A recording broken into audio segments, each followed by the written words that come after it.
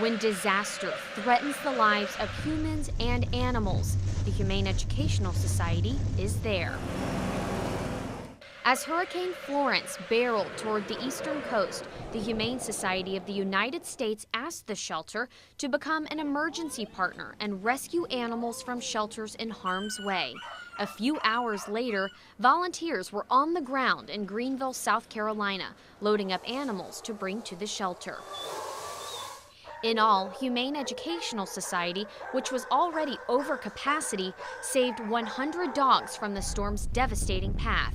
Without any open runs inside the shelter, volunteers quickly assembled an emergency tent and crates to accommodate them, working around the clock and into the early morning to prepare for the animals' arrival. For days, staff and volunteers worked all hours of the day and night as the shelter called on the community to donate and foster animals to make space for new ones to come inside. Without that overwhelming support from the community, it would be impossible. We don't have the funding for that, and we constantly rely on the community to help us with our current mission, saving the animals here in Hamilton County, but they always come forward to help us with disasters. Disasters come in many forms. In Ray County, more than 100 animals are removed from one of the most devastating hoarding situations the shelter has ever seen. It's heartbreaking. It's hard to even put into words, honestly, because you can't imagine what it's like to see an animal that's lived in that sort of environment until you've been there. Toy breeds, likely intended to be sold for hundreds of dollars, living in their own filth without food, water, or human interaction. Until now. Humane Educational Society was asked to step in to rescue some of them, along with other shelters. And of course, we said we would, and that's why we're here.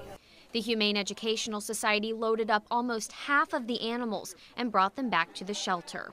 The plan this evening is to pull out as many of the animals as we can so we can get them back to Chattanooga, start their processing, get them the health care that they need, examine everybody, and just see if there's any immediate needs or needs that can wait, and we can start tomorrow morning.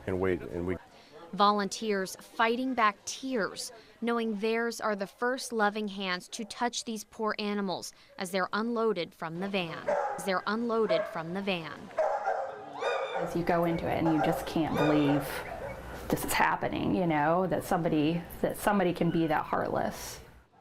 The Humane Educational Society spent over $30,000 on vetting alone. Almost all of them had rotten teeth and worms. None of them had received basic care or been spayed or neutered. Worst of all, they never had any human interaction. A lot of them are more similar to wild animals than to pets. Ashley Horner says the visible signs of neglect and abuse resolved within days and weeks. It's the emotional trauma that lingers months later. Her focus has been on rehabilitating the animals and finding homes that will allow them to thrive. 6 months later, some of the pets are still hesitant to trust humans and haven't found their forever homes. The shelter will keep them safe until the perfect people come along. It isn't cheap and it isn't easy, but it's what they deserve. It's what they all deserve, regardless of the situation. It is our duty going forward to do everything that we can to make their life the best that we can after this.